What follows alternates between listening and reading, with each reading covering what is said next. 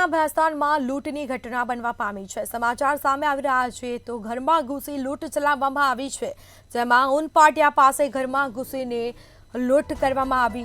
પરિવારના લોકો પર ચાકુથી હુમલો પણ કરવામાં આવ્યો હતો।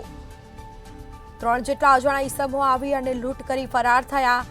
હુમલો પણ કરવામાં આવ્યો હતો। ઘરમાં ઘૂસીને મોબાઈલ અને રોકડની લૂંટ ચલાવી હુમલાખોરો ફરાર થયા હતા।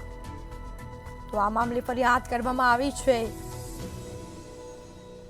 જેમાં પરિવારના લોકો પર ચાકુથી હુમલો કરતા જ તેઓ ઈજાગ્રસ્ત થવા પામ્યા હતા। માથાના ભાગે તેમજ હાથના ભાગે ગંભીર ઈજા પહોંચતા તાત્કાલિક સારવાર અર્થે તેઓને હોસ્પિટલ લઈ જવામાં આવ્યા। તો 2 લોકોને ઈજા પહોંચી છે, જેમાં ઘરમાં ઘૂસીને મોબાઈલ અને રોકડની લૂંટ ચલાવવામાં આવી હતી। તો સુરતના ભેસ્તાનમાં ઘરમાં ઘૂસીને લૂંટ કરવામાં આવી।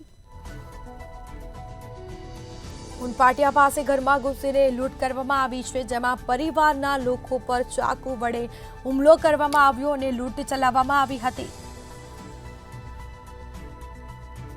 તો 3 જેટલા અજાણ્યા ઈસમોએ લૂંટ કર્યાની ઘટના સામે આવી છે। તો 3 જેટલા ઈસમો આવ્યા હતા અને જે લૂંટ ચલાવી ફરાર થયા હતા અને ઘરના જે સભ્યો છે તેઓ પર હુમલો પણ કરવામાં આવ્યો અને તેઓને ઈજા પહોંચતા સારવાર અર્થે તાત્કાલિક હોસ્પિટલ લઈ જવામાં આવ્યા। તો સુરતના ભેસ્તાનની ઘટના સામે આવી, જેમાં ઘરમાં ઘૂસીને લૂંટ કરવામાં આવી હતી। તો ઉનપાટિયા પાસે ઘરમાં ઘૂસીને લૂંટ કરવામાં આવી। બીજી તરફ ઘરમાં ઘૂસીને મોબાઈલ અને રોકડની લૂંટ ચલાવી લૂંટારુઓ ફરાર થયા છે।